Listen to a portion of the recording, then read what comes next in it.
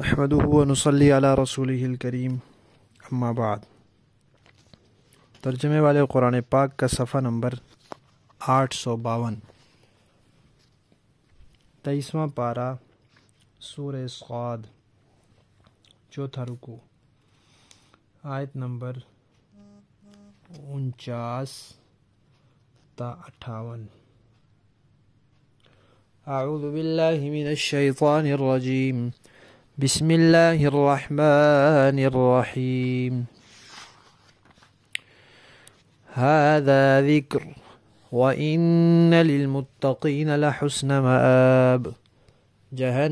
جنات عدن مفتحة لهم الأبواب، متكئين فيها يدعون فيها بفاكهة كثيرة وشراب، وعندهم قاصرات الطرف أتراب، هذا ما توعدون ليوم الحساب، إن هذا لرزقنا ما له من نفاد، هذا وإن للطاغين لشر مآب، جهنم يصلونها فبئس المهاد، هذا فليذوقوه حميم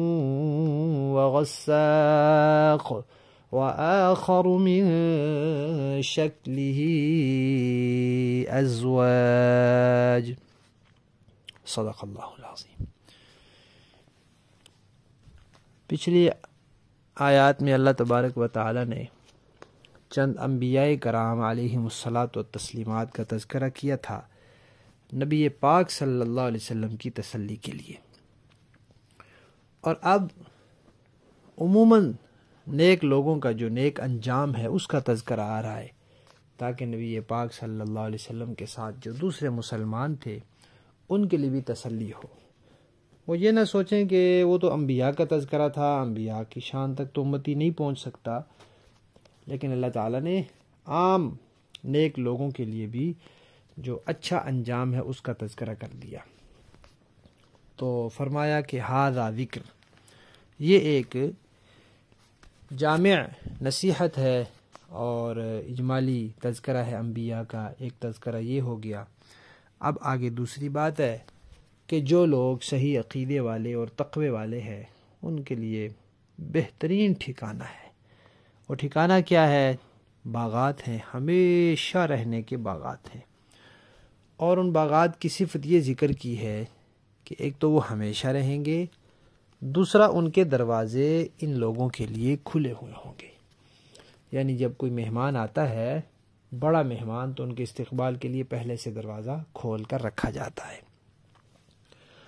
اور پھر وہاں ان کے رہنے کی کیفیت کیا ہوگی؟ تکیے لگائے ہوئے ہوں گے، میوے کثرت سے منگوائیں گے، مشروبات منگوائیں گے، اور یہ کھانا پینا بھی ان کا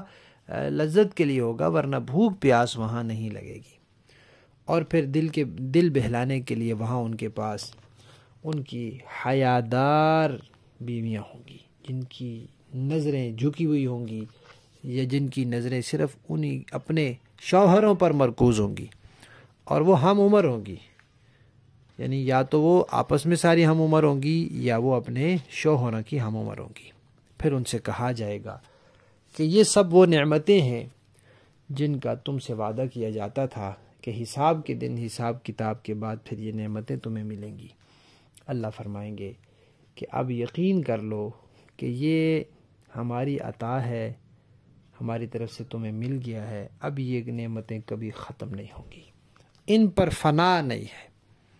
فنا کو اب فنا ہے، بس جو ختم ہونا تھا دنیا میں ہو گیا، اب جو ہے اس کو بقا ہے۔ اللہ تعالیٰ فرماتے ہیں کہ یہ تو حال ہوگا ان کا جو تقوی والے ہوں گے، جو نیکی والے ہوں گے، صحیح عقیدے اور صحیح عمل والے ہوں گے۔ دوسری طرف مکہ میں وہ لوگ بھی تو رہتے ہیں جو ایمان والوں کو ستاتے ہیں، تنگ کرتے ہیں، ایمان نہیں لائے، کافر ہیں، غلط عقیدے والے ہیں، غلط اعمال والے ہیں، ان کا کیا حشر ہوگا؟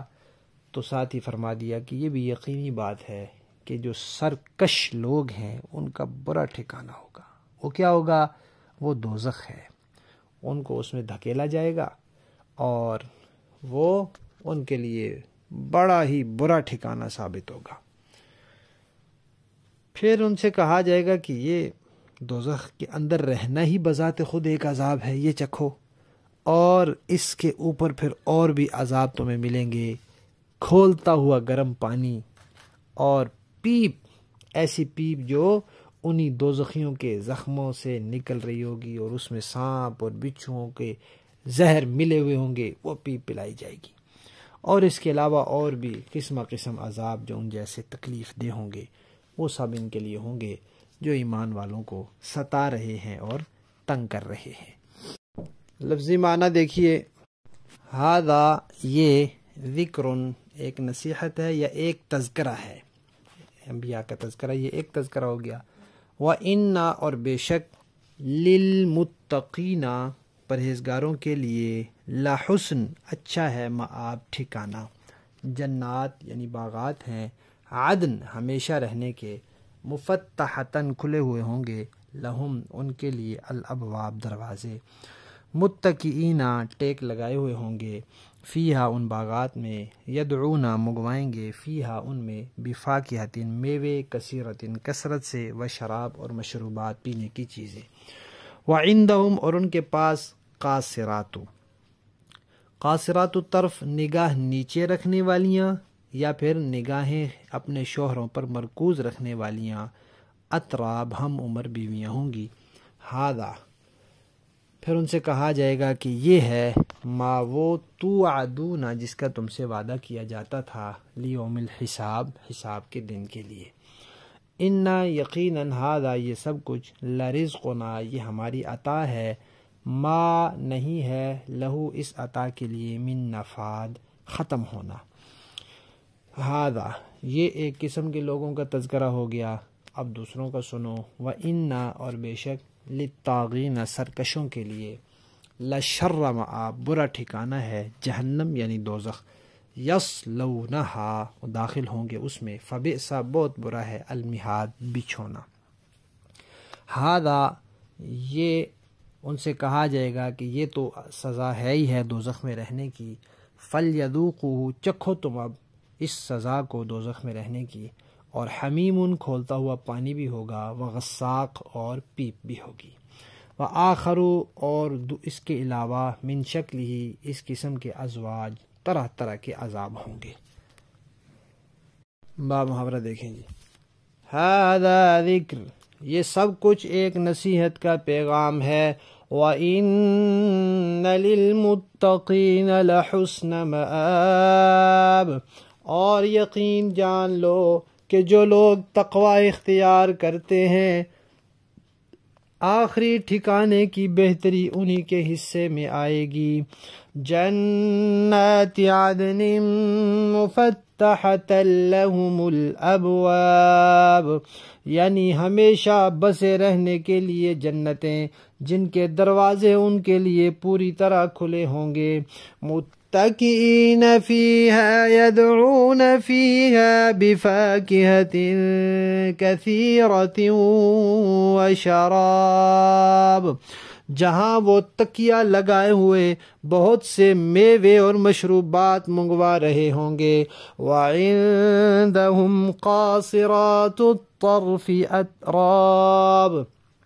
اور ان کے پاس وہ ہم عمر خواتین ہوں گی جن کی نگاہیں اپنے شوہروں پر مرکوز ہوں گی، هَذَا مَا تُوعَدُونَ لِيَوْمِ الْحِسَابِ یہ وہ نعمتوں سے بھرپور زندگی جس کا تم سے روز حساب میں وعدہ کیا گیا ہے، إِنَّ هَذَا لَرِزْقُنَا مَا لَهُ مِن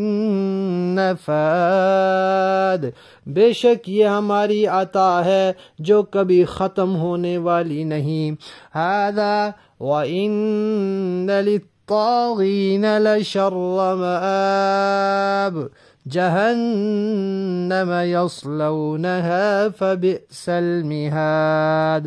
ایک طرف تو یہ ہے، اور دوسری طرف جن لوگوں نے سرکشی اختیار کی ہے، یقین جانو کہ ان کا آخری ٹھکانہ بہت برا ہوگا، یعنی دوزخ، جس میں وہ داخل ہوں گے، پھر وہ ان کا بدترین بستر بنے گی۔ ھذا فلیذوقوہ حمیم وغساق، یہ ہے کھولتا ہوا پانی اور پیپ، اب وہ اس کا مزہ چکھیں۔ وآخر من شکلہ ازواج، اور ان طرح طرح کی چیزوں کا بھی مزہ چکھیں جو اسی جیسی تکلیف دہ ہوں گی۔ صدق اللہ العظیم۔